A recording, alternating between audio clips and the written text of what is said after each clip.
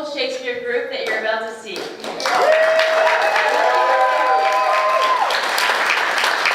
And what you're about to see is pretty incredible. These students have grown and they've improved, and what you're about to see is, in my opinion, the best that they can deliver. And have I mentioned that I'm the director of this Shakespeare group? And I'm the one that has helped them become the amazing people that you are about to see. Julie, I am that director, and I am the person that helped them be who they are. And they are incredible.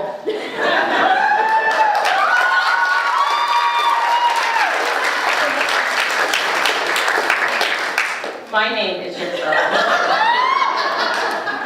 I am the director.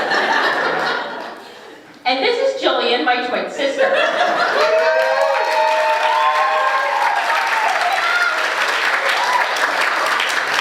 The play that you are about to see is about two sets of identical twins who are separated at birth and come back together later in life, and the confusion and the mayhem that happens when such things occur. Please turn off your cell phones.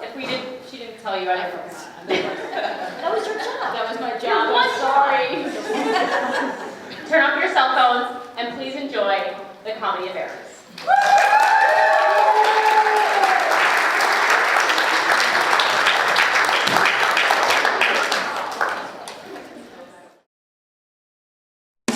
Yes, no, maybe. I don't know. Can you repeat the question? You're not the boss of me now. You're not the boss of me now. You're not the boss of me now. And you're not so big. You're not the boss of me now. You're not the boss of me now. You're not the boss of me now. And you're not so big. Life is unfair.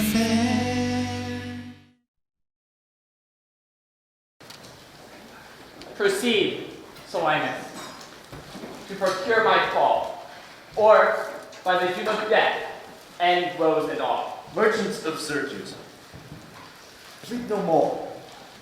If any Syracusan born come to the bay of Ephesus, he dies. His goods confiscate to the duke's dispose, unless 1,000 marks were levied to quit the penalty and to ransom him. Thy substance, valued at the highest rate, cannot amount to 100 marks. Therefore, by law, thou art condemned to die. Yet, this my comfort. When your words are done, my woes end likewise with the evening sun. Well, Syracusan, say in brief the cause why thou departest from thy native home, and for what cause thou camest to Ephesus.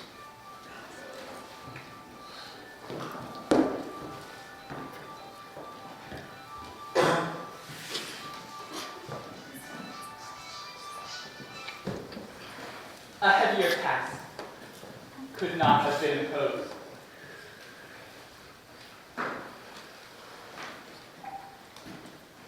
In Syracuse was I born and wed, unto a woman, happy but for me. With her I lived in joy, our wealth increased by prosperous voyages I often made to Epidamia, whereto I took my wife. There had she not been long, but she became the joyful mother of 2 goodly sons. And, which was strange, the one so like the other as could not be distinguished but by names. That very hour, and in the selfsame inn, a mean woman was delivered of such a burden, male twins both alike. These, for their parents were exceeding poor, I bought and brought up to attend my sons. My wife, not meanly proud of 2 such boys, made daily motions for our home return. Unwilling, I agreed. Alas, too soon we came aboard. A league from Amsterdam had we sailed before the always window-banging heat gave any tragic instance of our harm. And this it was. The sailors sought for safety by our boat and left the ship then sinking right to us. My wife, more careful for the eldest born, had fastened him unto a small spare mast. To him, one of the other twins was bound, whilst I had been like heedful of the other. The children thus disposed, my wife and I fastened ourselves at either end of the mast. At length, the seas waxed calm, and we discovered two ships from far, making amain to us. But ere they came, oh, let me say no more. Nay, forward! Do not break off so. We may pity you, though not pardon you.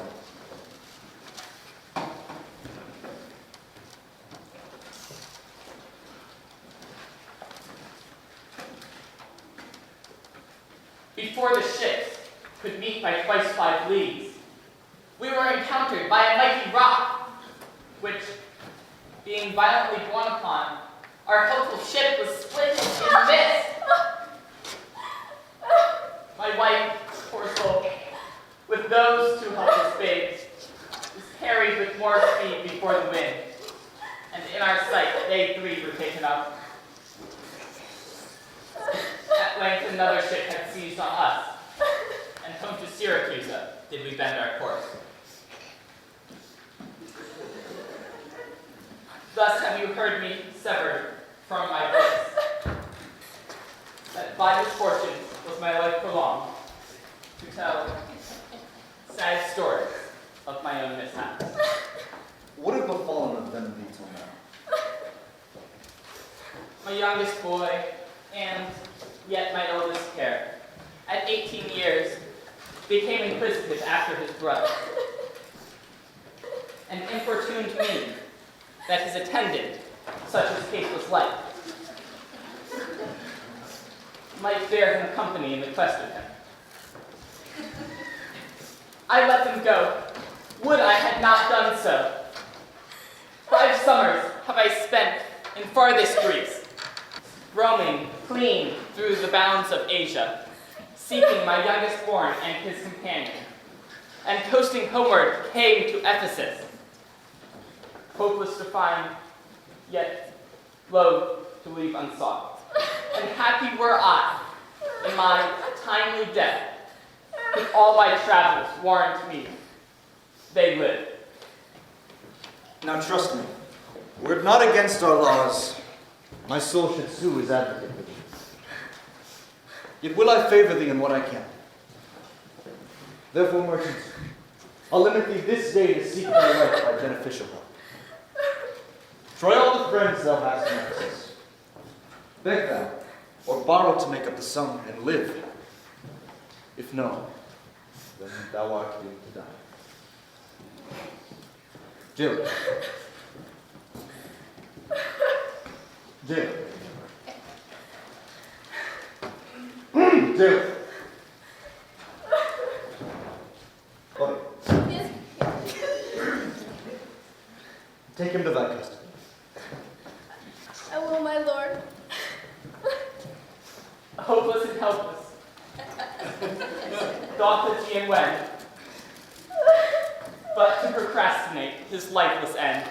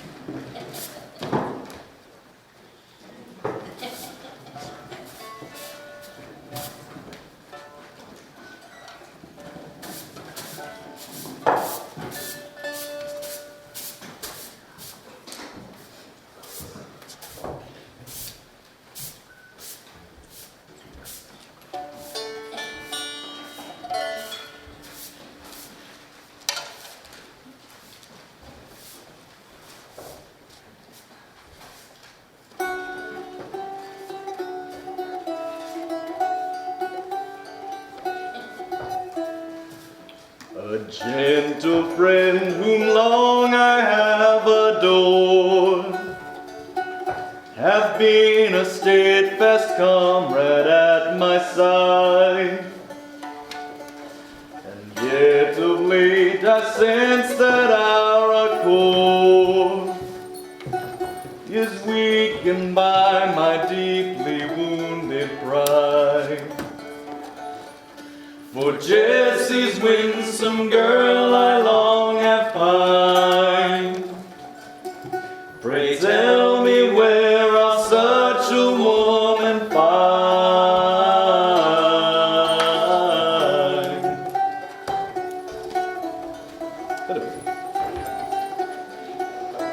The cause is far too easy to detect. He hath the courtship with the last begun, and though our bond fraternal I respect, I wish that I instead her heart had won. For Jesse's winsome girl I long have pined. Pray tell me where I'll such a woman find. How fortunate to gaze into her eyes, and how divine her soft embrace must be. Imagining his arms about his prize doth fill my heart with pain and jealousy. For Jesse's winsome girl I long have pined. Pray tell me where I'll such a woman find. For Jesse's winsome girl I long have pined. Pray tell me where I'll such a woman find.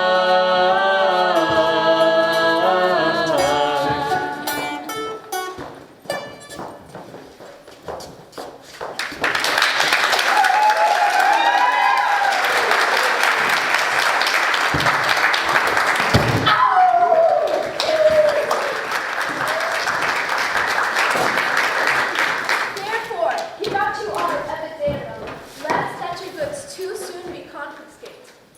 This very day, a Syracusan merchant is apprehended for arrival here, and not being able to buy out his life. According to the statute of the town, dies ere the weary sun set in the west. There's the money that I had to keep. Go bear to the centaur, where we host, and stay there, Dromio, till I come to thee. Within this hour, it will be dinner time. Aye, aye!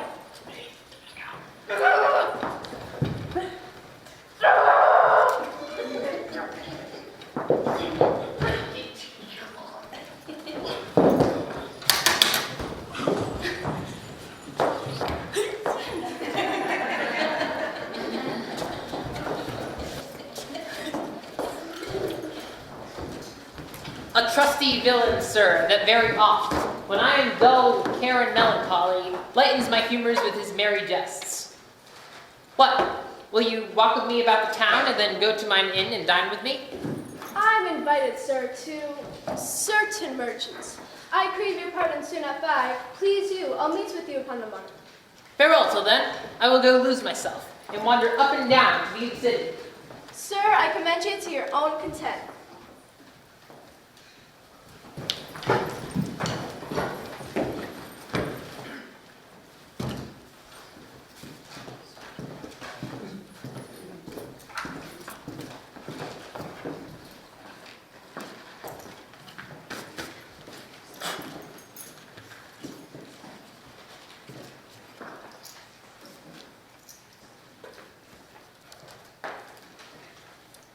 He that commends me to mine own content commends me to the thing I cannot get.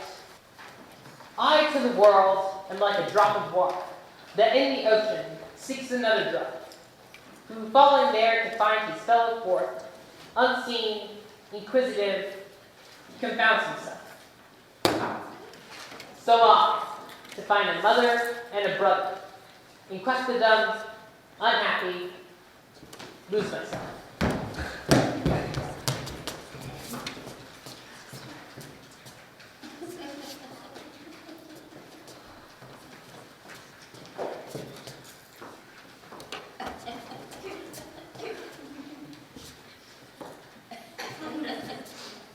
What now? How chance our return so soon? Return so soon? Rather approach too late. The capon burns, the pig falls from the spit. The clock hath stricken 12 upon the bell. My mistress made it 1 upon my cheek. She is so hot because the meat is cold. The meat is cold because you come not home. Stop in your whims, sir. Tell me this, I pray. Where have you left the money that I gave you? I pray you jest, sir, as you sit at dinner. I from my mistress come to you in post. If I return, I shall be post indeed, for she will score your fault upon my pate. Come, Dromio, come. These jests are out of season. Reserve them till a merrier hour than this. Where is the gold that I gave in charge to thee? To me, sir? Why, you gave no gold to me. Come on, sir knave. Have done your foolishness, and tell me how thou hast disposed thy charge. My charge was but to fetch you from the mart, home to your house, the Phoenix. My mistress and her sister stays for you. Now, as I am a Christian, answer me. In what safe place have you bestowed my money? Where's the 1,000 marks thou hadst of me? I have some marks of yours upon my pate, some of my mistress's marks upon my shoulders, but not 1,000 marks between you both. Thy mistress's marks. What mistress, slave, hast thou? Your worship's wife, my mistress at the Phoenix, she that doth fast till you come home to dinner, and will pray that you will hie you home to dinner. What?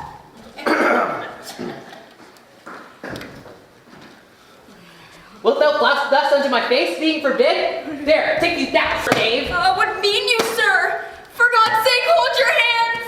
Nay, and you will not, so I'll take my heels.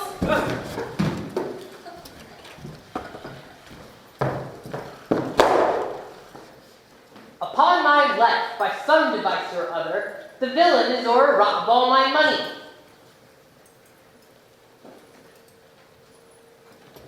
They say this town is full of cozenage, as nimble jugglers deceive the eye, dark working sorcerers change the mind, soul killing witches deform the body.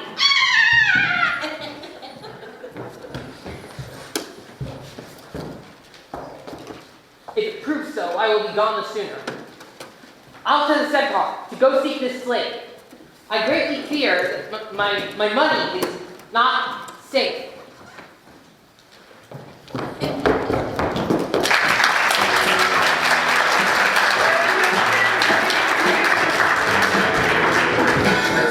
Neither my husband nor the slave returned. And in such haste I sent to seek his master. Sure, Luciana, it is 2 o'clock. Good sister, let us dine and never fret. A man is master of his liberty. Time is their master, and when they see time, they'll go or come. If so, be patient, sister. Why should their liberty than ours be more? Because their business still lies out of door. Look, when I serve him so, he takes it ill. Oh, no, he is the bridle of your will. There's none but asses will be bridled so. Why, headstrong liberty is lashed with woe. There's nothing situate under heaven's eye, but hath his bound in earth, in sea, in sky. The beasts, the fishes, and the winged fowls are their male subjects and at their controls. men more divine, and the masters of all these, of more preeminence than fish and fowls, are masters to their females and their lords. Then let your will attend on these accords. This servitude makes you to keep unwed. Not this, but troubles of the marriage bed. But were you wedded, you would bear some sway. Ere I learn love, I will practice to obey. And how if your husband starts some otherwhere? Till he come home again, I would forbear. Oh, patience unmoved. No marvel, though she pause, they can be meek that have no other cause. Oh, so thou that hast no unkind mate to grieve thee, with urging hapless patience wouldst relieve me. But if thou live to see, like right bereft, this full-begged patience in thee will be left. Well, I will marry one day, but to try. Here comes your man. Now is your husband nigh. Say, is your tardy master now at hand? Nay, he's had 2 hands with me, and that my 2 ears can witness. Say, didst thou speak with him? Knowest his mind? Aye, he told his mind upon mine ear. But say, I prithee, is he coming home? It seems he hath great care to please his wife. Why, mistress, sure my master is horn mad. Horn mad, thou villain! I am not cuckold mad, but sure he is stark mad. Oh, when I desired him to come home for dinner, he asked me for 1,000 marks in gold. What? 'Tis dinner time, quoth I. Thy gold, quoth he. Your meat doth burn, quoth I. My gold, quoth he. Oh, will you come, quoth I. My gold, quoth he. Where is the 1,000 marks I gave to thee, villain? Oh, the pig, quoth I, is burned. My gold, quoth he. My mistress, sir. Hang up thy mistress, I know not thy mistress. Out on thy mistress. Quoth who? Quoth my master. I know, quoth he, no house, no wife, no mistress. And so that errand due unto my tongue, I think him I bear home upon my shoulders. For in conclusion, he did beat me there. Go back again, thou slave, and fetch him home. Go back again and be newly being home? Oh, for God's sake, send some other messenger. Hence, prating peasant, fetch thy master home! Oh, am I so round with you, as you with me, that like a football you do spurn me thus? You will spurn me hence, and he will spurn me hither. If I last in this service, you must case me in leather. Fie, how impatience lowereth in your face. Can we see?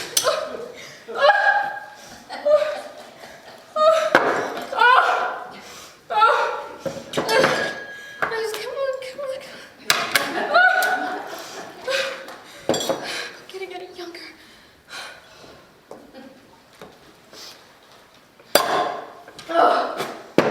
His company doth do his minions grace, whilst I at home starve for a merry look. Hath homely age the alluring beauty took from my poor cheek? Then he hath wasted it. Are my discourses dull, barren my wit? If voluble and sharp discourses be marred. But too unruly dear, he breaks the pale and feeds from home. Oh, poor, I am but his stale. Self-harming jealousy, fie. Beat it hence. Unfeeling fools can with such wrongs dispense. I know his eye doth homage some otherwhere. Or else, what lets it be? Or he would be here. Sister, you know he promised me a chain. With that, a love he would detain, so he would keep fair quarter with his bed. Since that my beauty cannot please his eye, I'll weep what's left away, and weeping die. How many fond fools serve mad jealousy.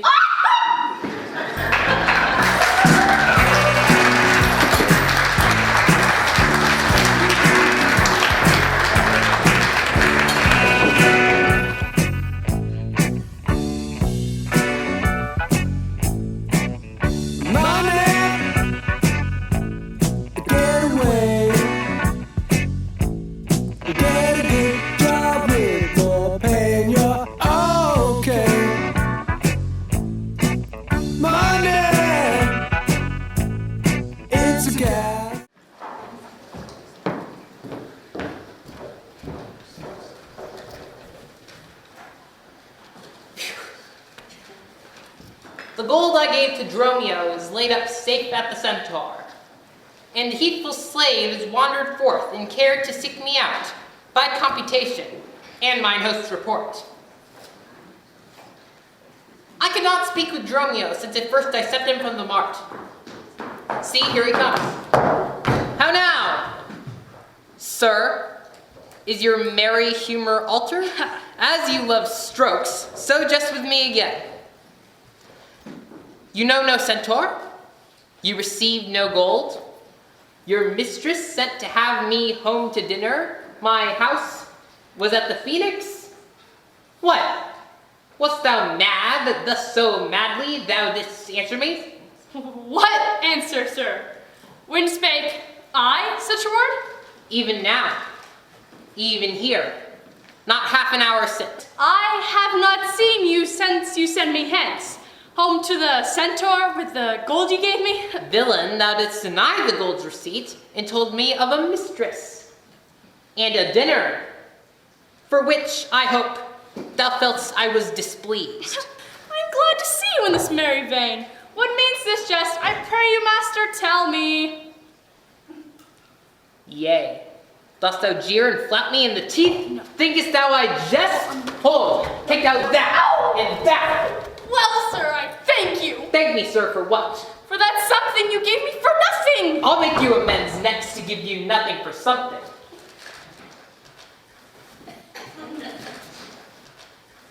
But say, sir, is it dinner time? No, I think the meat wants, but I have. In good time, sir, what's that? Basting.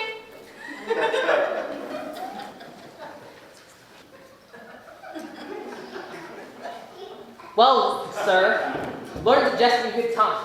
There's a time for all things. Namely, no time to recover hair lost by nature.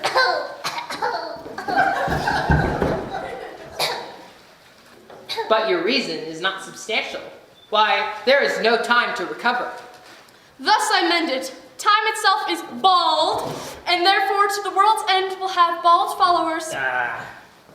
I knew it would be a bald conclusion. Ah. But soft.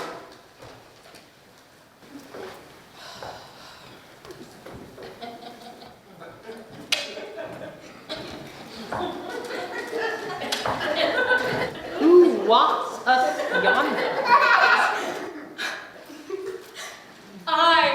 I, Antipholus, look strange and frown. Some other mistress hath thy sweet aspects.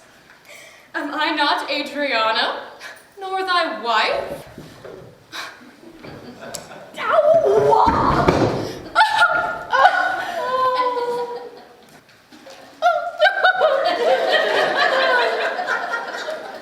Oh, the time was once when thou unurged wouldst vow that never words were music to thine ear, that never object pleasing to thine eye, that never touch well welcome to thine hand, that never meat sweet savored in thy taste, unless I spake or looked or touched or carved to thee.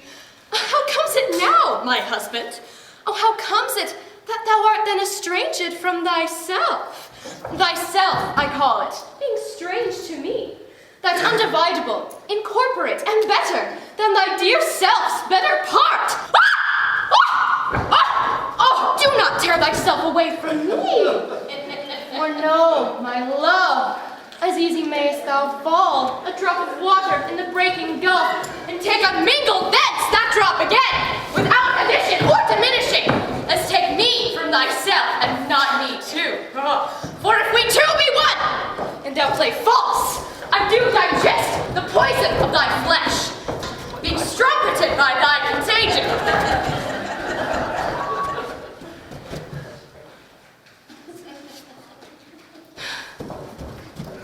Keep then fair league and truce with thy true bed. I live disdained, thou dishonored.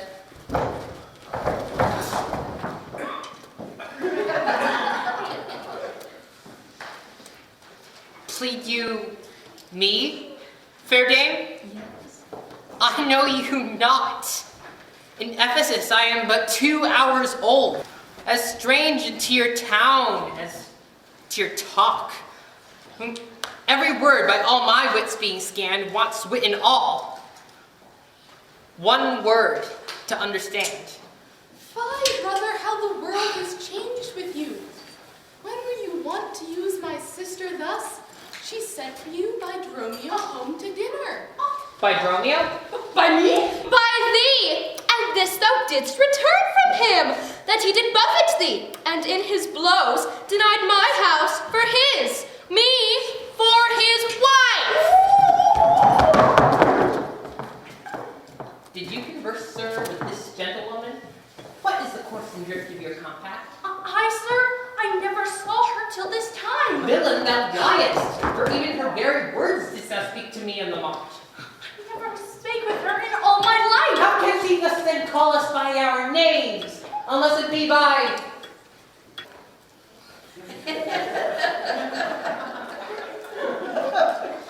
inspiration? How ill agrees it with your gravity to counterfeit thus grossly with your slave? Come, I will fasten on this sleeve of thine. Thou art an elm, my husband, I, a vine, whose weakness married to thy stronger state makes me with thy strength to communicate. Oh, if aught possesses thee from me, it is dross, usurping ivy, briar, or idle moss, who all, for want of pruning with intrusion, infect thy sap and live on in thy confusion.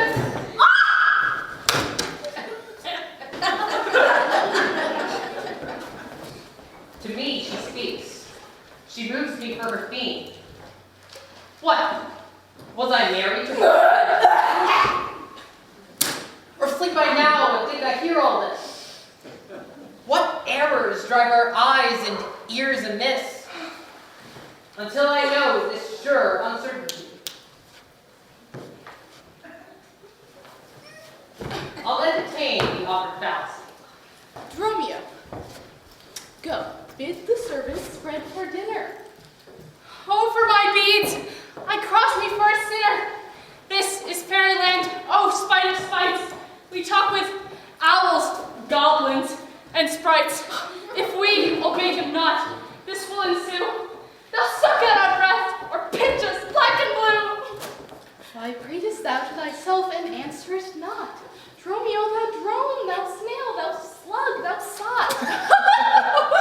I am transformed, master. Am I not? I think thou art.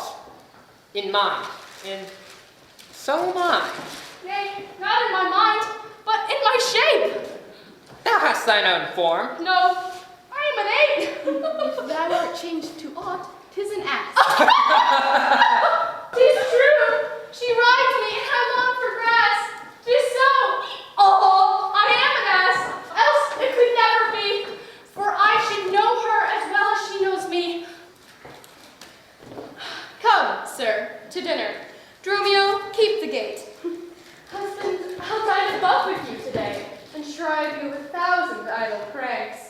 Sirrah, if any ask for your master, say he dines forth, and let no creature enter. Come, sister, Dromio, play the porter well. Master, shall I be porter at the gate? none enter, lest I break your pate. Come, come, Antipholus, we dine too late.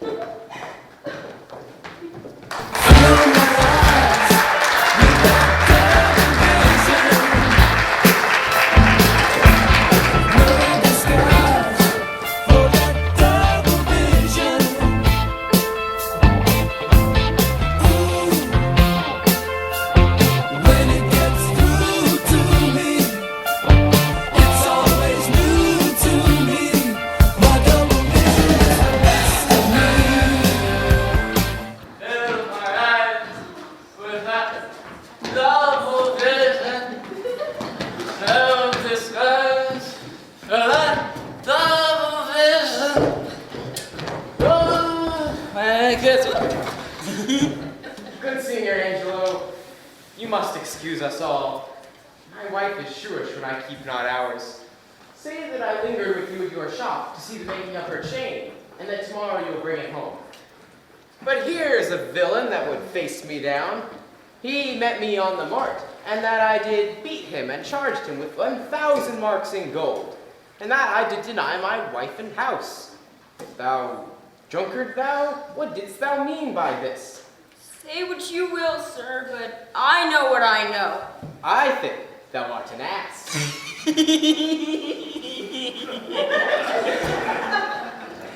Mary, so it doth appear, by the wrongs I suffer and the blows I bear, I should kick, be kicked, and being at that pass, you would keep from your heels and beware of an ass. You're sad, Signor Balthazar. Pray God our cheer may answer my goodwill and your good welcome here. I hold your dainties cheap, sir, and you're welcome, dear. Oh, Signor Balthazar, either at flesh or fish, a table full of welcome makes scarce one dainty dish. Good meat, sir, is common, that every churl affords. And welcome more common, for that's nothing but words. Small cheer and great welcome makes a merry feast. But soft, my door is locked. Go, beat thou lassie Maud, Bridget, Marion, Cicely, Gillian, Ginn. Moan, moth horse, cap on, coxcomb, idiot, hatch. Either get you from the door or sit down at the hatch. Dost thou conjure for wenches when thou callest for such store? When one is one too many, go get you from the door. Oh, what patch is made our porter? My master stays in the streets. Let him walk from whence he came, lest he catch cold on his feet. Who talks within there? Ho! Open the door! I'll let you in if you tell me wherefore. Wherefore? For my dinner. I have not dined today. Nor here you must not. Come again when you may. What art thou that keepest me out from the house I owe? The porter for this time, sir, and my name is Dromio. Oh, villain! Thou hast stolen both mine office and my name. The one near got me credit, the other mickle blame. If thou hast been Dromio today in my place, thou wouldst have changed thy face for a name, and thy name for an ass. What a boy was that, Dromio? Who are those at the gate? Let my master in, loose. No, he comes too late. And so tell your master. Oh, Lord, I must laugh. Have at you with a proverb, shall I set in my staff? How about you with another? That's when, can you tell? If thy name be called Luce, thou hast answered him well. Do you hear, you minion? You'll let us in, I hope. I thought to have asked you. And you said no. So come, help, well struck, there was blow for blow. Thou baggage, let me in. Can you tell for whose sake? Master, knock the door hard. Let him knock till take. You'll cry for this, minion, if I beat the door down. What needs all that in a pair of stokes in the town? Who is that at the door that keeps all this noise? By my troth, your town is troubled with unruly boys. Are you there, wife? You might have come before. Your wife, Sir Knave? Go, get thee from the door! If you went in pain, master, this knave would go sore. Here's neither cheer, sir, nor welcome. We would fain have either. In debating which was best, we shall part with neither. They stand at the gate. Bid them welcome hither. There is something in the wind that we cannot get in. You would say so, master, if your garments were thin. Your cake here is warm within, and you stand in the cold. You would make a man mad as a buck to be so bought and sold. Go fetch me something. I'll break open the gate. Break any breaking here, and I'll break your knave's pate. Man may break a word with you, sir. Aye, and words are but wind, so break it in your face, so he break it not behind. It seems thou once breaking out upon behind. Here's too much out upon thee. I pray thee, let me in. Why, when fowl have no feathers and fish have no fin. Well, I'll break in. Go borrow me a crow.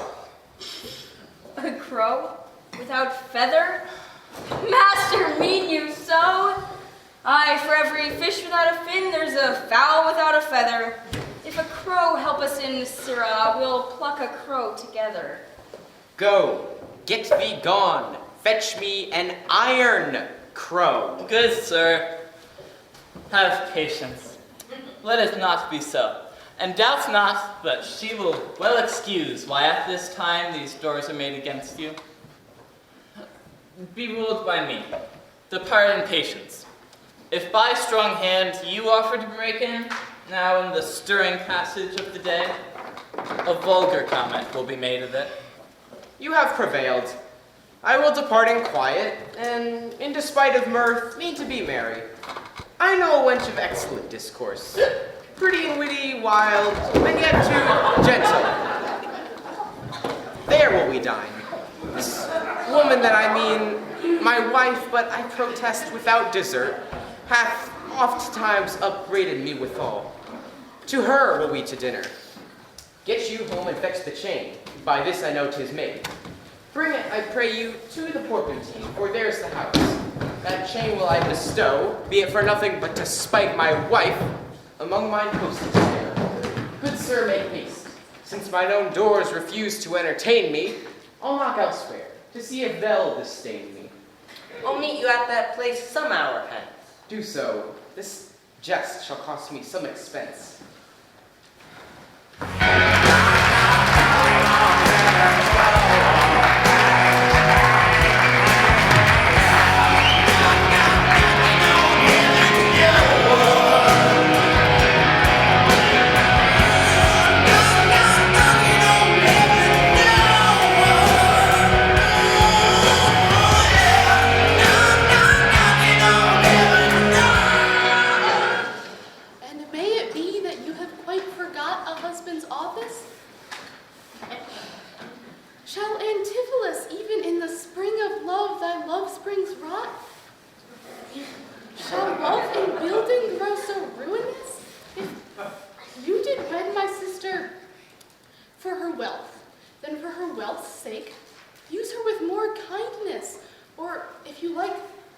Elsewhere, do it by stealth. Muffle your false love with some show of blindness. Let not my sister read it in your eye. Be secret false. What need she be acquainted? Then, gentle brother, get you in again. Comfort my sister. Cheer her, call her wife. 'Tis holy sport to be a little vain when the sweet breath of flattery conquers strength. Are you a god? Would you create me new? Transform me then, and to your power I'll yield. But if that I am I, then well I know. Your weeping sister is no wife of mine, nor to her bed no homage do I owe. Far more, to you I decline. What? Oh, train me not, sweet mermaid, with thy note, to drown me in thy sister's flood of tears. Sing, siren, and I will dote. Spread o'er the silver waves thy golden hairs, and I'll take them, and as a bed there lie, and in that glorious supposition think, He gains by death that hath such means to die. Let love, being light, be drowned if she sink. What, are you mad that you do reason so? Not mad, but maiden. How I do not know. It is a fault that springeth from your eye. By gazing on your beams, fair son, being by. Gaze where you should, and that will clear your sight. As good as to wake sweet love, as look on night. Why call you me love? Call my sister so. Thy sister's sister. That's my sister. No, mine own self's better part. All this my sister is, or else should be. Call thyself sister, sweet, for I am thee. Thee I will love, and with thee lead my life. Thou hast no husband yet, nor I no wife.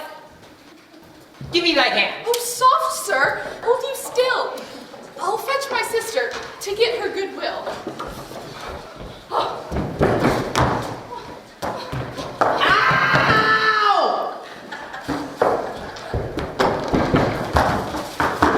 Why, how now, Dromio? Where runnest thou so fast? Do you know me, sir? Am I Dromio? Am I your man? Am I myself? Thou art Dromio, thou art my man, thou art thyself. I am an ass. I am a woman's man, and besides myself, What woman's man? Mary, sir, besides myself, I am due to a woman, one that claims me, one that haunts me, one that would have me. What claims lays she to thee? Mary, sir, such a claim as you would lay to your horse. She would have me as a beast. Not that I, being a beast, she would have me, but that she, being a very beastly creature, lays claim to me.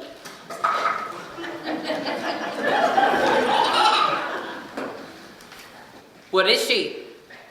A reverent body, aye. Such a one that a man may not speak of without saying, Sir Reverence. Huh. I have but lean luck in the match, for she is a wondrous, fat marriage. How dost thou mean a fat marriage? Mary, sir, she is the kitchen wench, and all grease. And I know not what use to put her to, except to make a lamp of her and run from her by her own light. I warrant her rags and the tallow in them could burn a Poland winter. If she lives till doomsday, she'll burn a week longer than the entire world. What complexion is she of? Sport, like my shoe, but her face like nothing so clean kept. For why? She sweats. A man may go over shoes in the grind of it. That's a fault, that water woman. No, sir. 'Tis ingrained. Noah's flood could not do it. Oh! What's her name? Loose, and she cannot be measured from hip to hip. Then she bears some breadth. No longer from head to toe than from hip to hip. She is spherical, like a globe.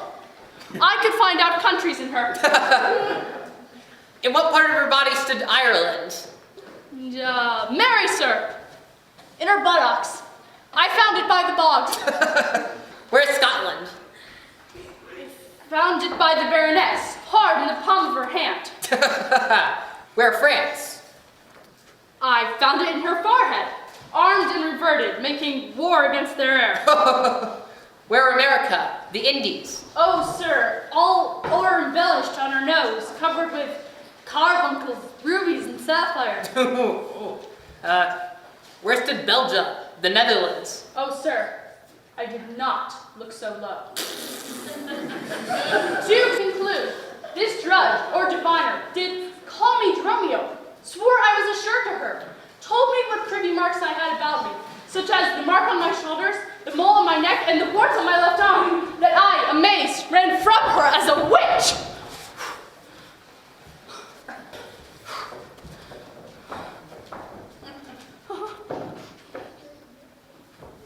Go hie thee presently post to the road, and if the wind blow any way from the shore, I will not harbor in this town tonight. If any bark put forth, come to the marsh, where I will walk till thou returns to me. If everyone knows us, and we know none, 'tis time, I think, to trudge, pack, and be gone. As from a bear, a man would run from life, so fly I from her that would be my wife. Dromio, Dromio, Dromio, Dromio.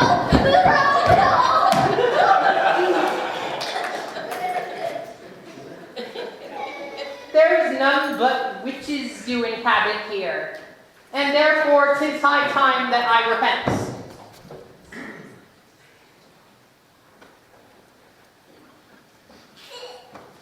She that doth call me husband, even my soul doth for a wife and whore. But her fair sister, possessed with such a gentle sovereign grace, of such enchanting presence and discourse, hath almost made me traitor to myself. But lest myself be guilty of self-wrong, I'll stop my ears against the mermaid's song. Master Antipholus. That's my name. I know it well, sir. Oh, here is the chain. I thought to have taken you at the 14.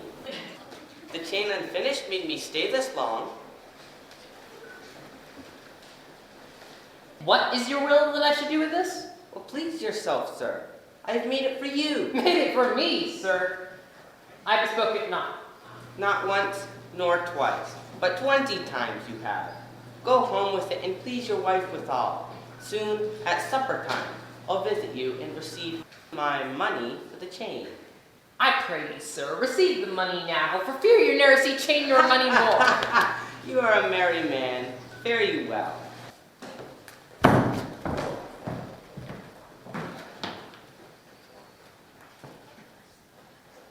What I should think of this, I cannot tell. But this, I think, there's not a man so vain that would refuse so fair an offered chain.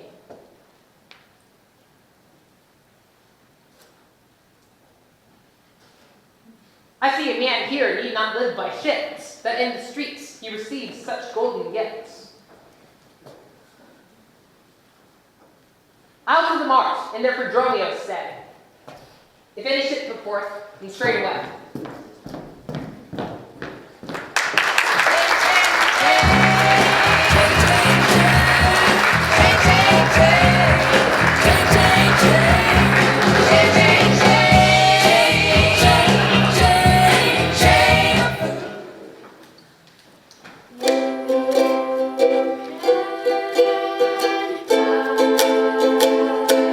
Popcorn and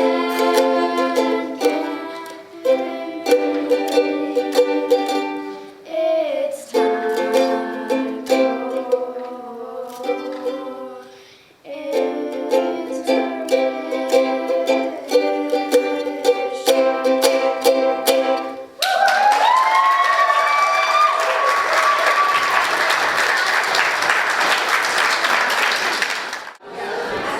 I have just a quick announcement before we start the second half of the show. If you look on the back of our program, we actually have a sponsor this year. Super exciting. Studio 88 in Willimantic, but if they are having a show tomorrow night, and if you bring your program, unless you're going to be here again tomorrow night, but if you're not, you can go and you get 50% off, right? That's 50% off tonight, or tomorrow night's show. So please take a look at that. And without further ado, we will start the second half.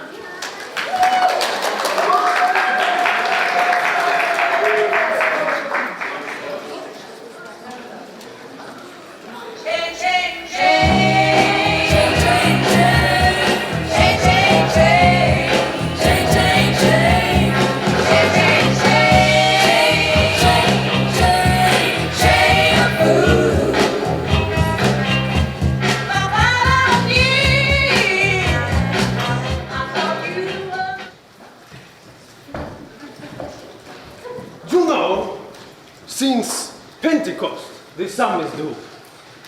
And since I have not much important due, nor now I had not, but that I am bound to Persia. Sweet, sweet Persia. And 1 guilders for my voyage. Therefore, make present satisfaction, or I'll attach you by this incredibly small officer. Even just the sum that I do owe to you is going to me by Antipholus. In the instant that I met with you, he had of me a chain. At 5 o'clock, I shall receive my money for the chain. Please, if you walk with me down to his house, I will discharge my bond and thank you too. That labor may you save. See where he comes. Will I go to the goldsmith's house? Go thou and buy a rope's end. That will I bestow among my wife and her confederates for locking me out of doors by day. But soft, I see the goldsmith. Get thee gone, buy thou a rope, and bring it home to me. I buy 1,000 pounds a year. I buy a rope. A man as well hope up that trusts to you. I promised your presence and the chain, but neither chain nor goldsmith came to me. Belike you thought our love would last too long if it were chained together, and therefore came not. Saving your merry humor, here's the note of how much the chain weighs to the utmost carat. The fineness of the gold and chargeable fashion, which doth amount to 3 odd ducats more than I stand debted to this gentleman. Signor! I pray you see him presently discharged, for he is bound to see and stay but for it. I am not furnished with present money. Besides, I have some business in the town. Good signor, take the stranger to my house, and with you take the chain, and bid my wife disperse the sum on the receipt thereof. Perchance I will be there as soon as you. Then you will bring the chain for yourself. No, bear it with you, lest I come not time enough. Well, sir, I will. Chain without you.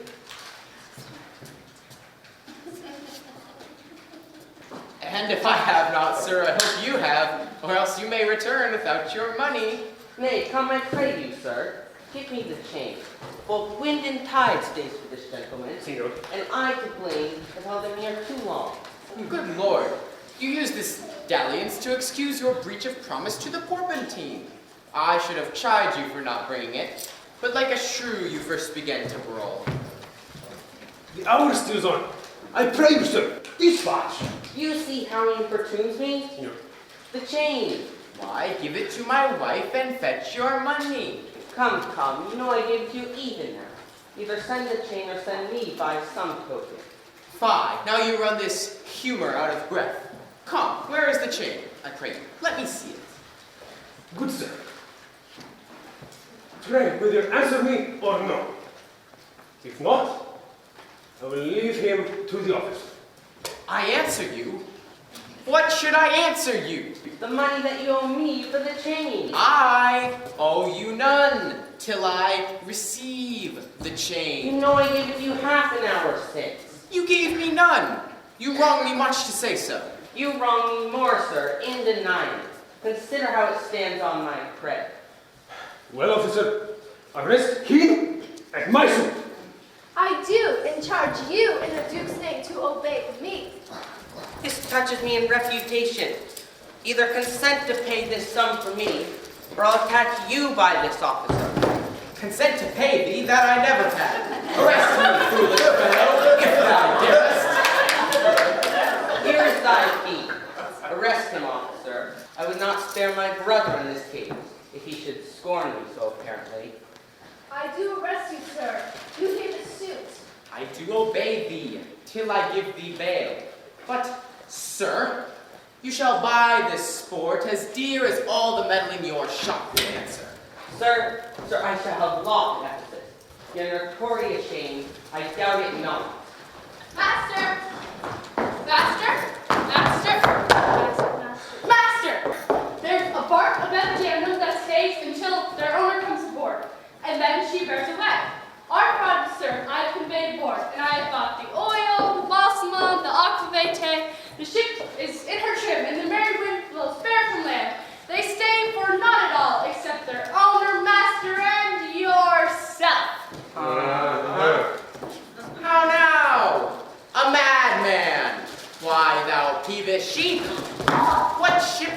epidamnum stays for me. A ship you sent me to higher waftage. Thou drunken slave, I sent thee for a rope, and told thee to what purpose and what end. You sent me for a rope's end, sir, as soon as you sent me to the bay, sir, or a bark. I will debate this matter at more leisure, and teach your ears to listen me with more heed. To Adriana, villain, hie thee straight. Give her this key, and tell her in the desk that's covered over with Turkish tapestry, there is a purse of ducats. Let her send it. Tell her I am arrested in the streets. Greeks! And that shall be. Hie thee, slave, begone! On, officer, to prison till it come.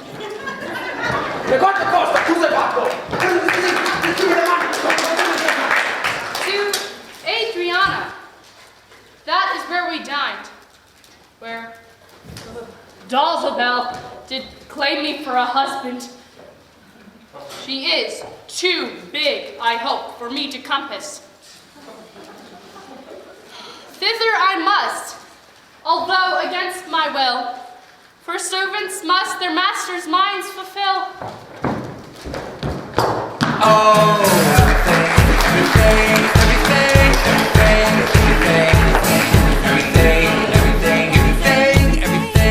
Everything is awful. Everything is awful.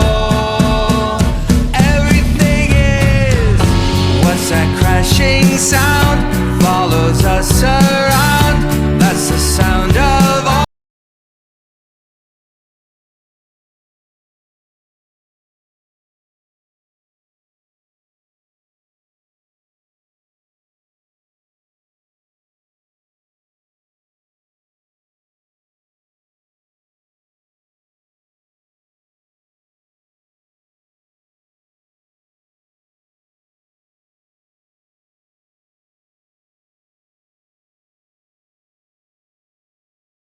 True, he swore, though yet forsworn he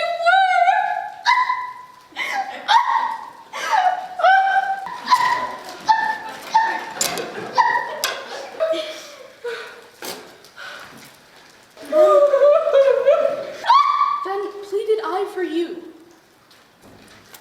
And what said he? That love I begged for you, he begged of me.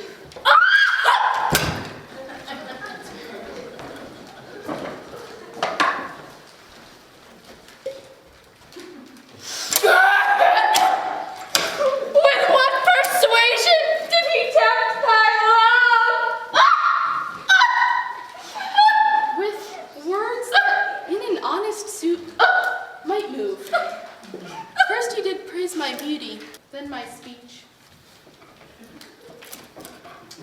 Didst speak him fair? Have patience, I beseech. I cannot, nor will not hold me still. My tongue, though not my heart, shall have his will.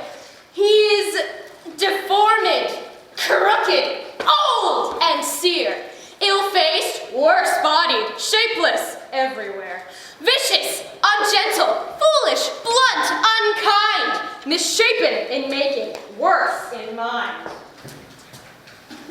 Who would be jealous then of such a one? No evil lost is wailed when it is gone. Oh, I think him better than I say. My heart prays for him, though my tongue do curse. Here go, the desk, the purse. Sweet, now make haste. How hast thou lost thy breath? By running fast. How now, Dromio? Is thy master well? No, he's in charter limbo, worse than hell. A devil in an everlasting garment has him.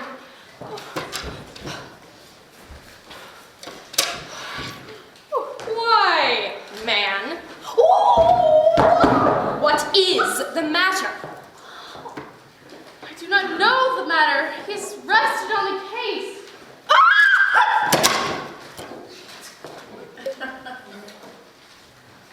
Was he arrested? Tell me at whose suit? I know not at whose suit he was arrested, well, but as in a suit of bluff, that can I tell you. Will you send him, Mistress Redemption, the money in his desk? Go fetch it, sister. This I wonder at.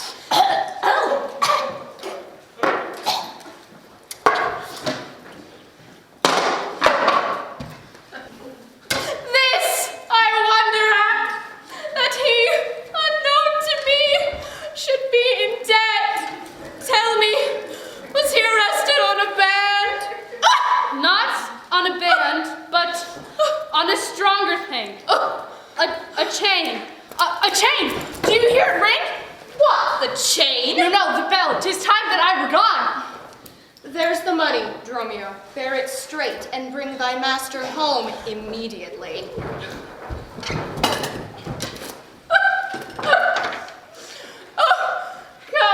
sister. I am pressed down with conceit, my comfort and my injury.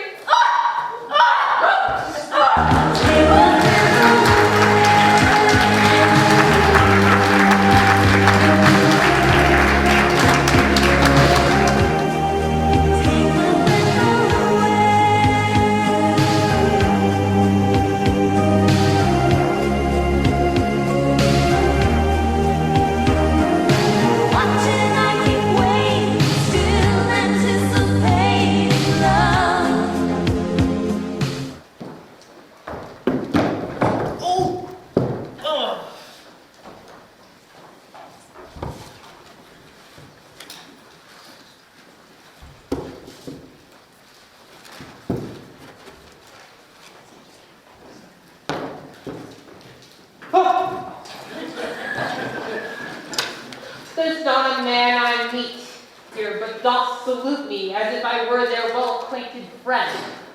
And everyone doth call me by my name. Some tender money to me. Some invite me. Some other offer me thanks for kindnesses. Some offer commodities for me to buy. Even now, a tailor called me into his shop and showed me fine silks that he had bought from me, and therewithal took measures of my body. Sure, these are but imaginary ones, and Lapland sorcerers inhabit here.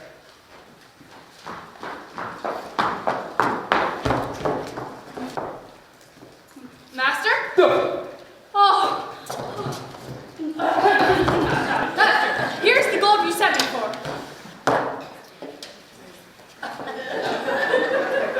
What gold is this? I understand thee not. No. Oh. Is there any ships before tonight? May we be gone? Why, sir? I brought you word an hour since that the bark expedition puts forth tonight. Then were you hindered by the sergeant to tarry for the hoy delay? Here are the angels you sent me for to deliver you.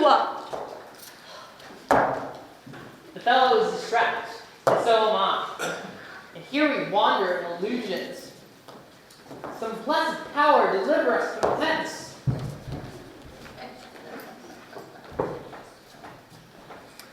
Well met, Master Antipas. I see, sir, you have found the goldsmith now. Is that the chain you promised me today? Satan, be gone! I charge thee, tempt me not! Master, is this Mistress Satan? It is the devil. Nay, she's worse. She's the devil's. Oh, not near her! You're a man and you are marvelous, Mary says. Will you go with me? We'll mend our dinner. I conjure thee to leave me and be gone! Give me the ring of mine you had at dinner, or, for my diamonds, the chain you promised. And I'll be gone, sir, and not till I pray you. not mean to cheat me so. A bot! Thou witch! Come, Dromio, let us go.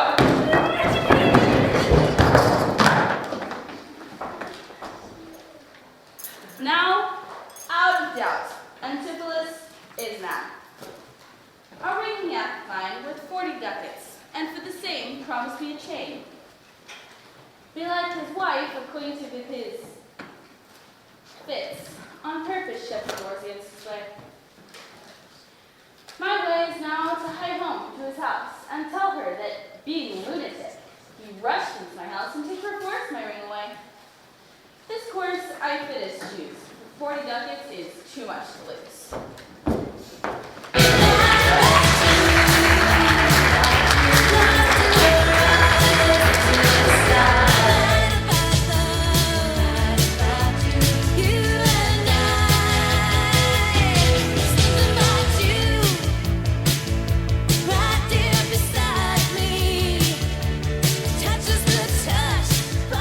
Fear me not, man. I will not break away. Here comes my man. I think he brings the money. How now, sir? Have you that I sent you for? Here's that I'll warrant you will. Pay them all. But where is the money? Why, sir, I gave the money for the rope. 500 ducats, villain, for a rope? I'll serve you, sir, 500 at that rate. To what end did I bid thee hie thee home? To a rope's end, and to that end am I returned. And to that end, sir, I will welcome you. Good sir, be patient. Nay, 'tis for me to be patient. I am in adversity. Good, now hold thy tongue. Nay, rather persuade him to hold his hands. Thou whoreson, senseless villain! I were that I were senseless, that I might not feel your blows. Thou art sensible in nothing but blows, and so is an ass. I am an ass indeed. You may prove it by my long ears. I have served him from the very hour of my nativity to this instant, and have nothing at his hands for my service but blows. Oh! When I am cold, he warms me with beating. Oh, when I am warm, he cools me with beating. I am weighted with it when I sleep, raised with it when I sit, driven out of doors with it when I go from home, and welcome home with it when I return. Come, go along. My wife is coming yonder. Mistress, repest vinem. Respect your end, or rather, the prophecy like a parent. Beware the rope's end. Wilt thou still talk? I see you now. Is not your husband mad? His incivility doth confirm no less. Good Dr. You are a conjurer. Establish him in his True self again, and I will please you with what you will demand.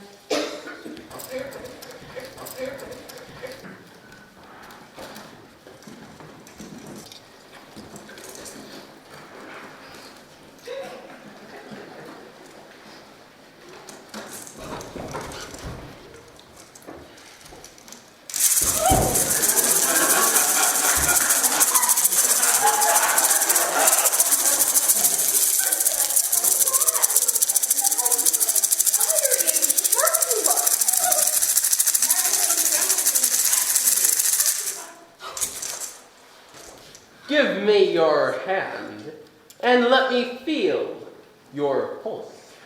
There is my hand, and let it feel your ear.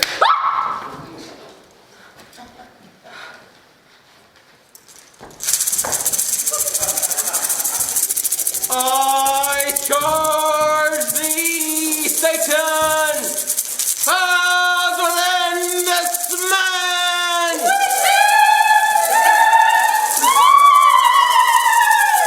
To yield possession to my holy prayers.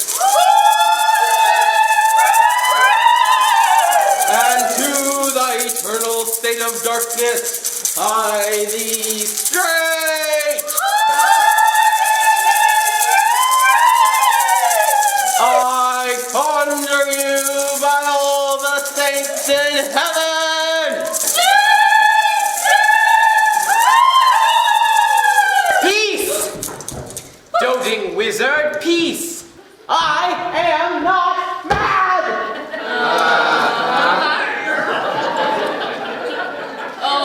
that thou wert not, poor distressed soul. You minion, you? Are these your customers?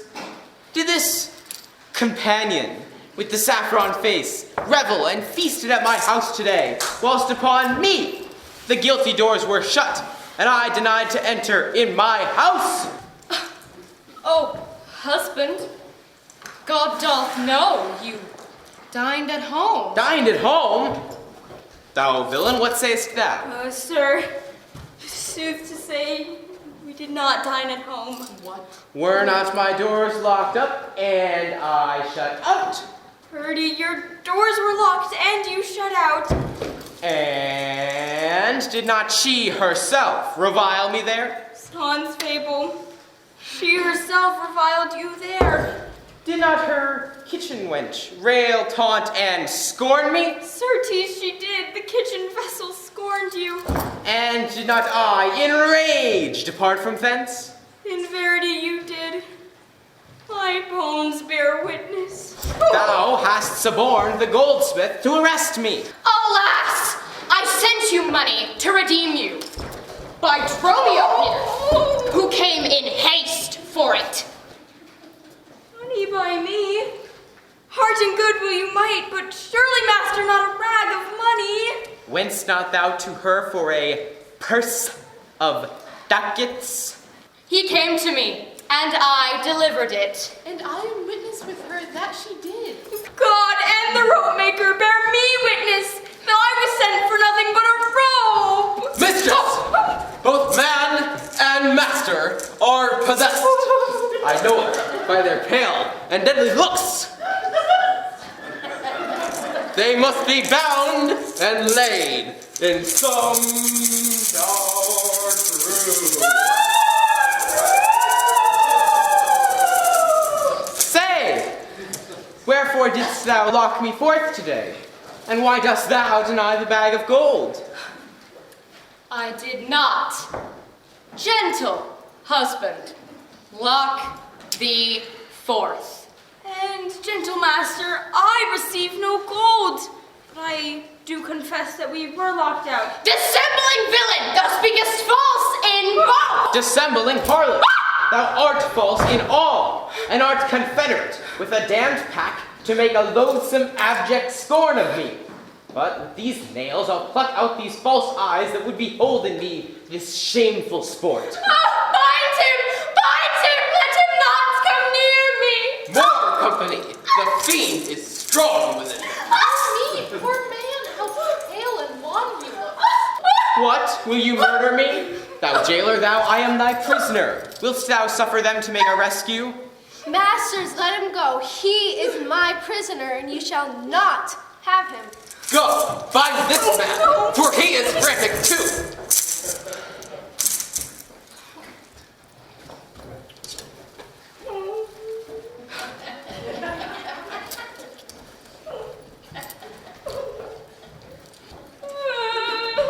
What wilt thou do, thou peevish officer?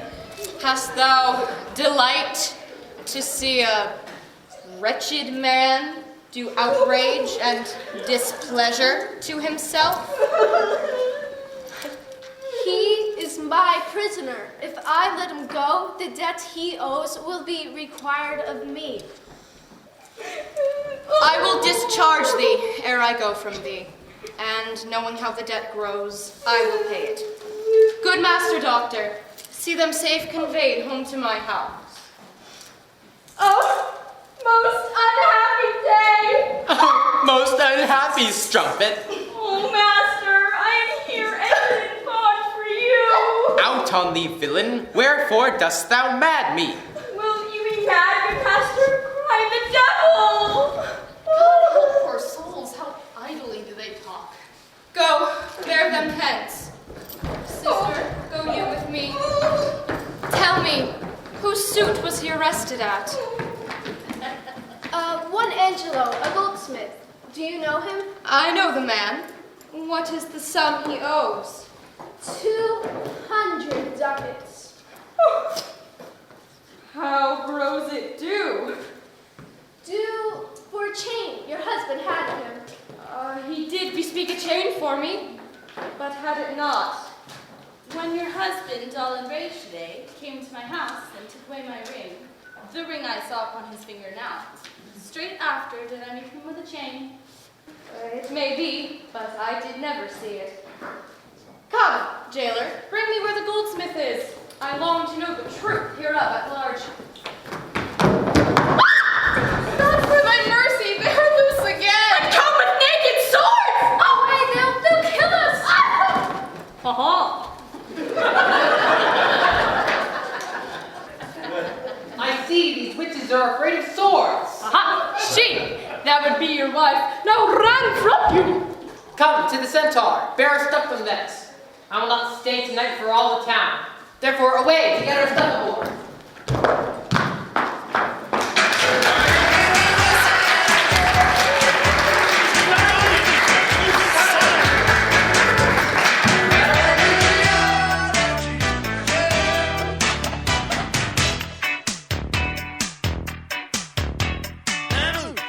Quanta costa, per così? Tu sono pazzo, però tu sei un Fiat. No Lamborghini, no Bugatti, no Maserati, tu sei un Fiat.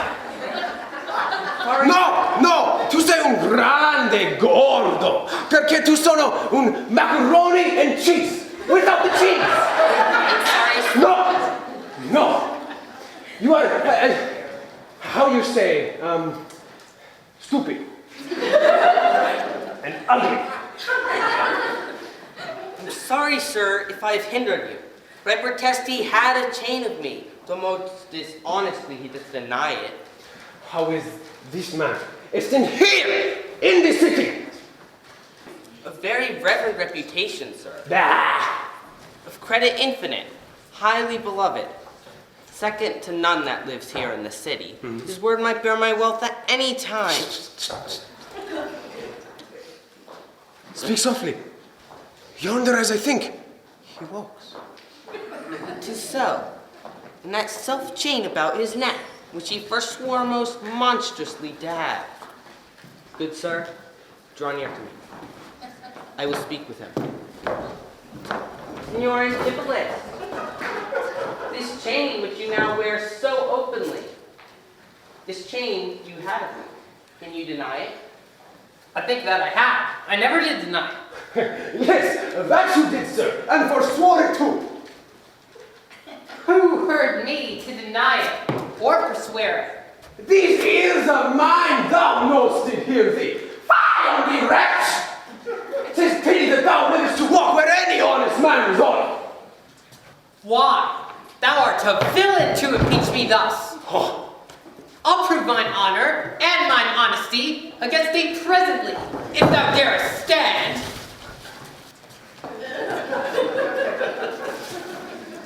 I dare. And you defy thee for a villain.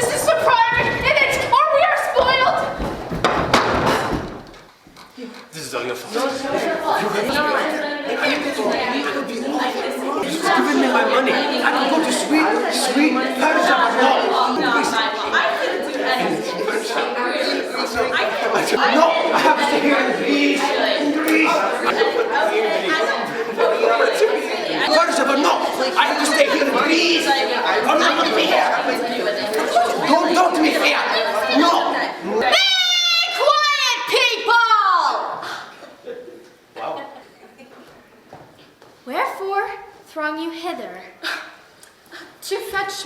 or distracted husband hence. Let us in, that we may bind him fast and bear him home for his recovery. I knew he was not in his perfect wits. I am sorry now that I did draw on him.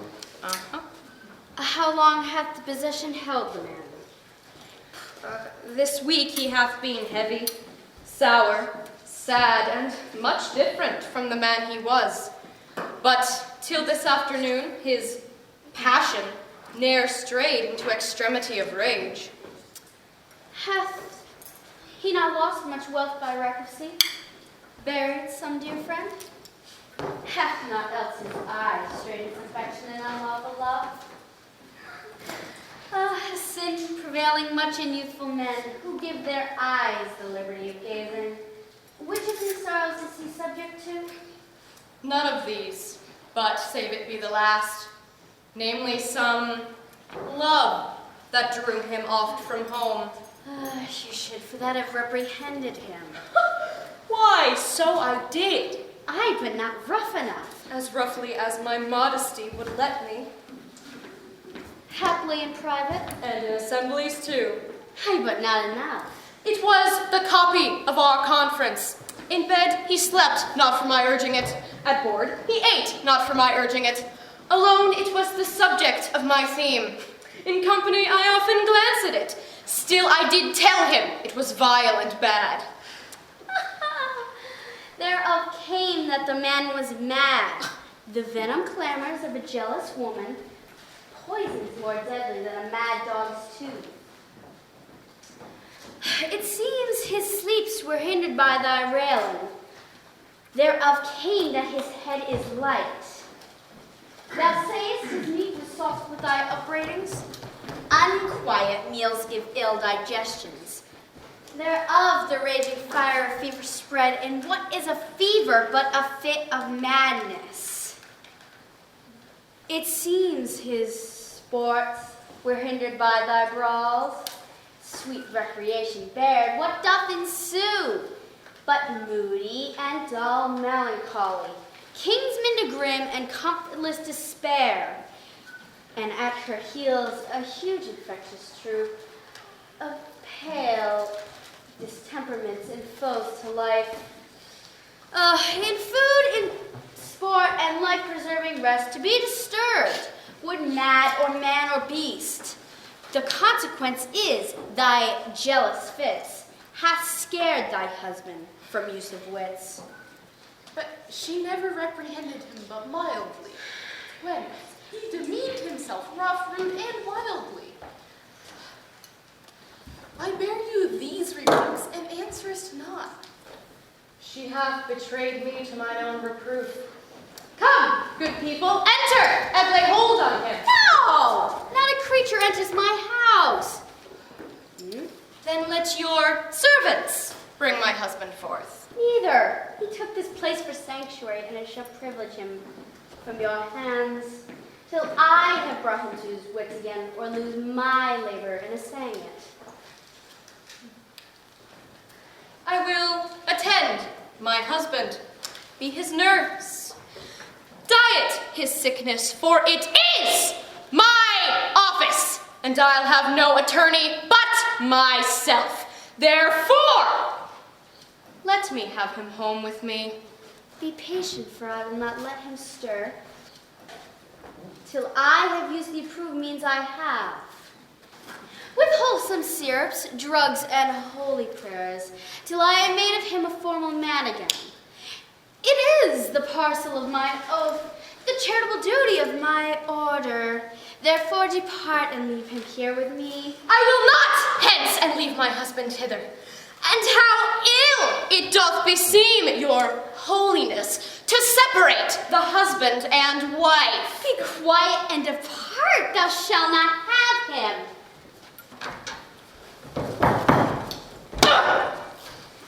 Complain unto the Duke of this indignity. Come, I will fall prostrate at his feet. By this, I think the dial points at 5.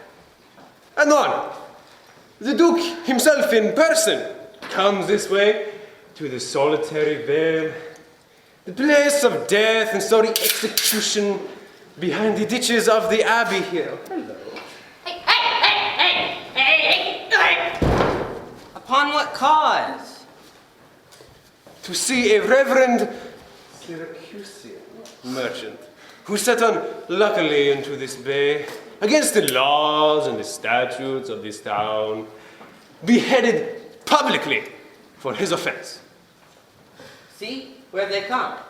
We will behold his death. Kneel to the Duke before he pass the abbey. Yet once again proclaim it publicly. If any friend will pay the sum for him, he shall not die. So much we tender him. Justice, most gracious Duke, against the abbess. She is a virtuous and reverend lady. It cannot be that she hath done thee wrong. Let it please your grace, Antipholus, my husband, who had made lord of me and all I had, at your important letters, this ill day a most outrageous fit of madness took him, that desperately he hurried through the street, with him and his bondman, all as mad as he, doing displeasure to the citizens, by rushing in their houses, bearing thence rings, jewels, anything his rage did like. Once did I get him bound and send him home, whilst to take order for the wrongs I went, that here and there his fury had committed.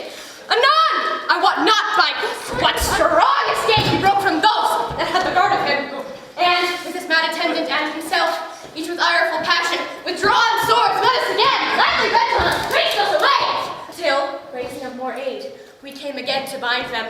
Then they fled to this abbey here, whither we pursued them, and here the abbess shuts the gates on us, and will not suffer us to fetch him out, nor send him forth that we may bear him hence. Therefore, most gracious Duke, by thy command, let him be brought forth and borne hence for help. Long since thy husband served me in my wars, and I to thee engaged a prince's word, when thou didst make him master of thy bed, to do him all the grace and good I could. Go, some of you, knock at the abbey gate, and bid the lady abbess come to me. I will determine this before I stir. Hello? Oh, mistress, sit and save yourself. My master and his man are both broke loose, and they come this way. What? Okay.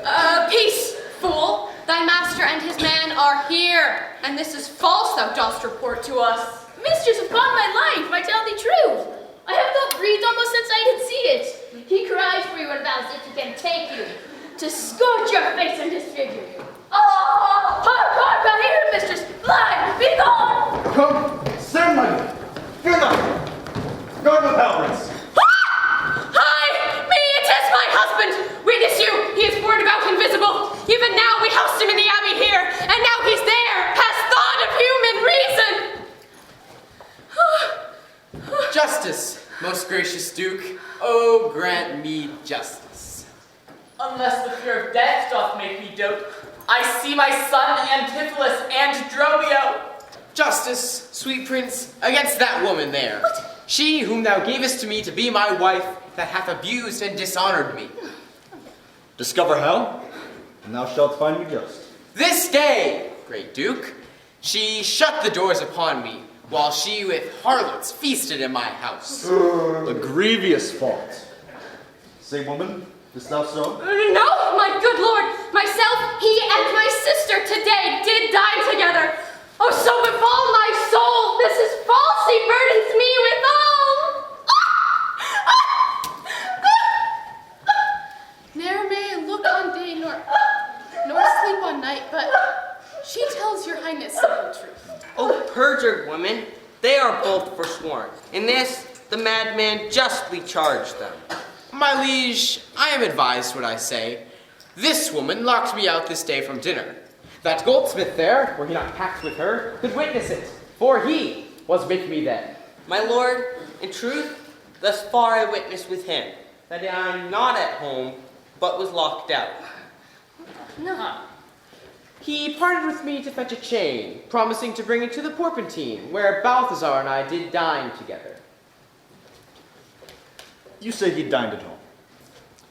The goldsmith here denies that saying. Sirrah.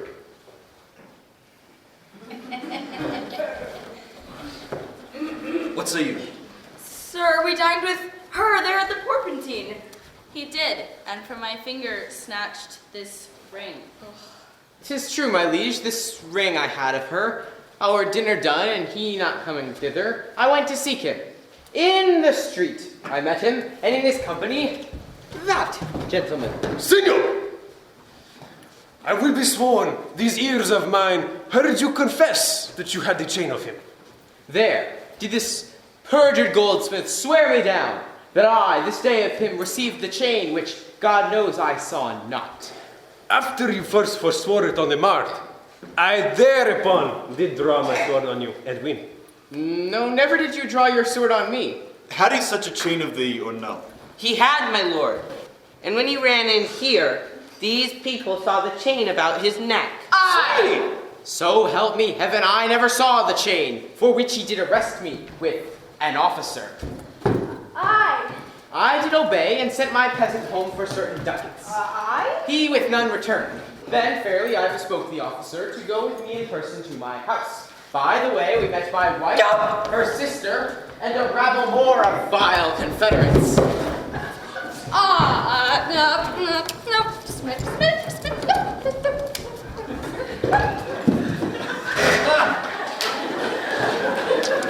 Why, what an intricate impeach is this? Then, all together, they fell upon me, bound me, bore me home. There left me and my man, both bound together, till gnawing with my teeth, my bonds in sunder, I gained my freedom.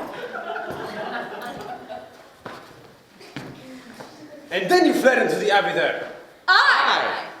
From whence I think you come by... miracle. Saw you him enter at the abbey? See, I think you all drunk of Circe's cup. Go call the abbess hither. Most mighty Duke, vouchsafe me speak a word. Haply I see a friend will save my life and pay the sum that may deliver me.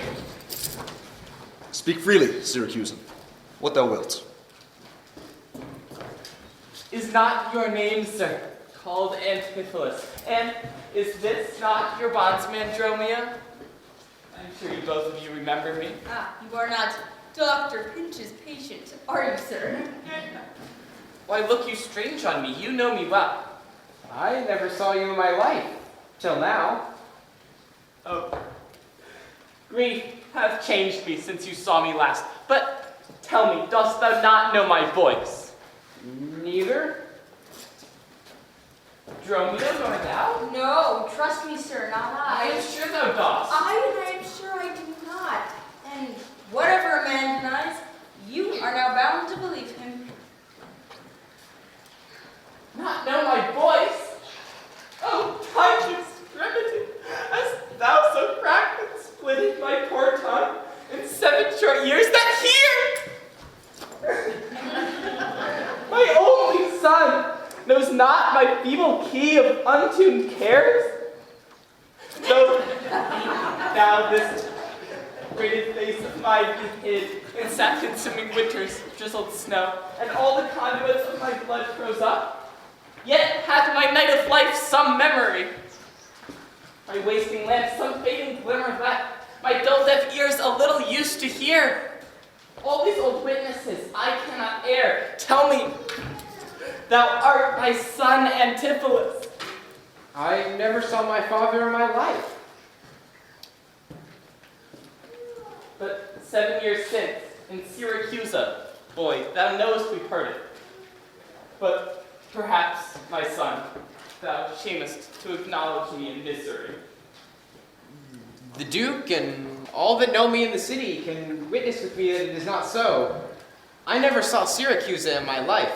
Tell thee, Syracusan, 20 years have I been patron to Antipholus, during which time you ne'er saw Syracusan. See thy age and dangers make thee dote. Most mighty Duke, Speaking. behold a man much wronged. I see 2 husbands. Lord, do mine eyes deceive me?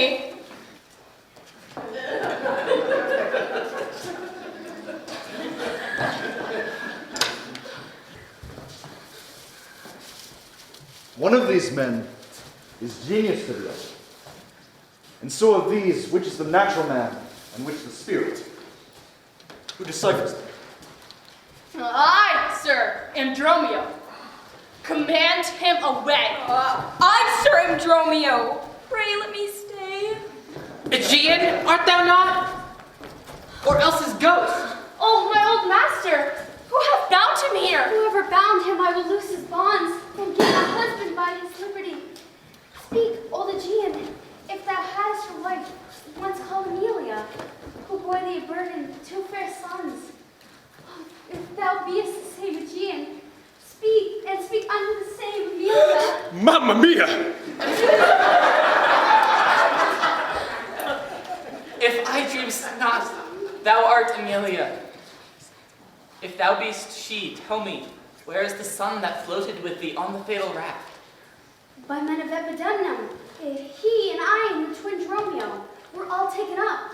But by and by, a rude fisherman from Corinth by force took Dromio and my son from them, and me they left with those of Epidemnum. What then became of them, I cannot tell. I had this fortune that you see me. Why, here begins his morning story, right? These two antitheses, these two so like, and these two Dromios. One in semblance besides their urging of the wreck at sea. These are the parents to these children, which accidentally are met together. Antipholus, thou camest from Corinth first. No, sir, not I. I came from Syracuse. Stay, stand apart. I know not which speech. I came from Corinth, my most gracious lord. And I with him. Brought to this town by that most famous warrior, Duke Menaphon, your most renowned uncle. Oh, sweet guy. Which one of you did dine with me today? I, gentle mistress. And you are not my husband? No, I say nay to that. And so do I. Yet did she call me so. And this fair gentlewoman, her sister here, did call me brother.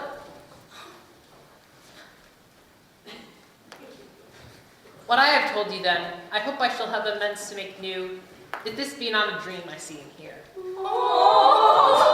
That, sir, is the chain which you had of me. I think it be, sir. I deny it not. And you, sir, for that chain arrested me. I think I did, sir. I deny it not. I sent you money to be your bail by Dromio here. This brought it not. No, none by me. This purse of ducats I did receive from you, and Dromio, my man, did bring them me. I see we still did meet each other's man, and I was ta'en for him, and he for me, and thereupon these errors are arose. These ducats pawn I for my father here. It shall not be. Thy father hath his life.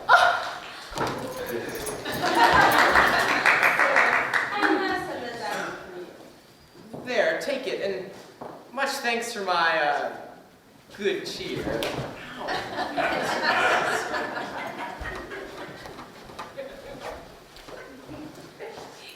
Renowned Duke, Yes.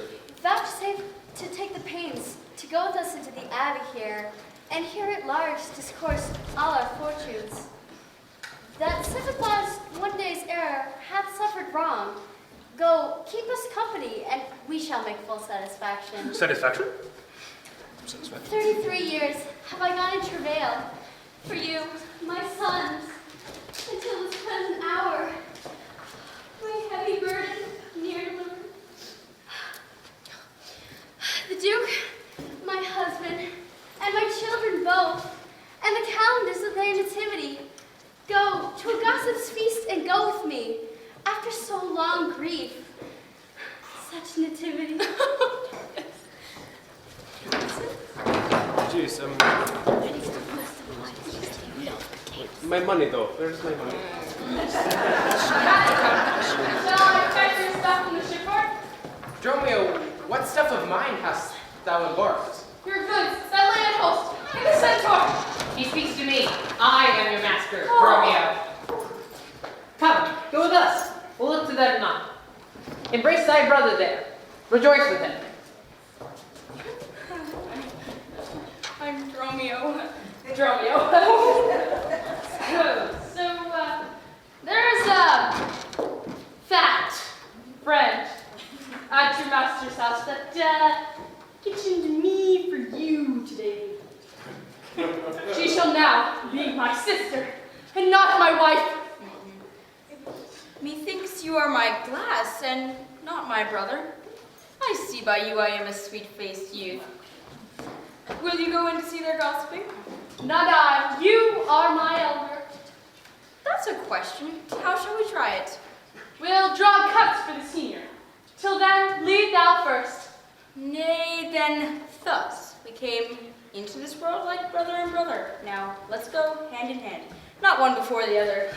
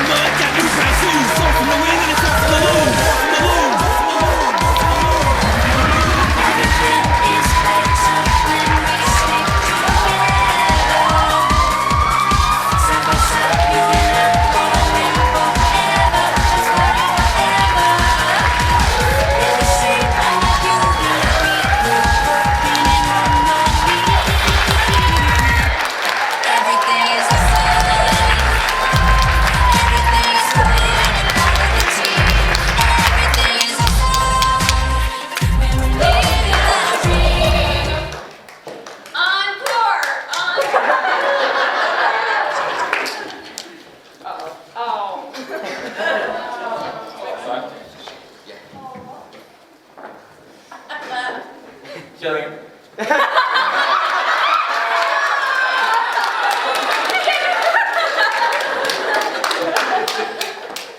The other. In the 2.5 years that I've known you, you've been a mentor to me. In Shakespeare, in acting, and in life. And I know that's true for all of us. And that's why you're such a great director. Because you've touched all of us. Thank you. Thank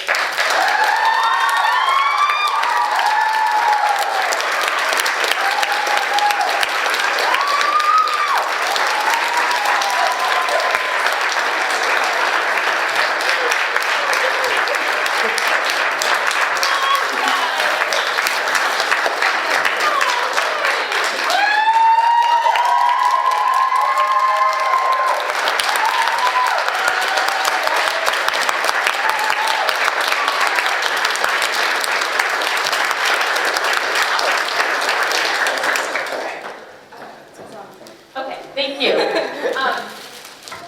I don't know why I don't think of saying, I don't know what, I never think of, I should prepare something. I mean, it's every year, it still surprises me.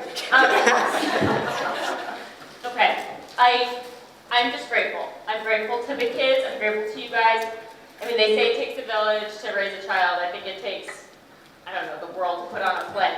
And so I'm grateful for everybody, but it really is a privilege to work with the youth, with the homeschoolers of this community, to study and to put on Shakespeare. And I love the fact that after 400 years, we get to still bring pieces together to create something amazing. And thank you. Thank you all.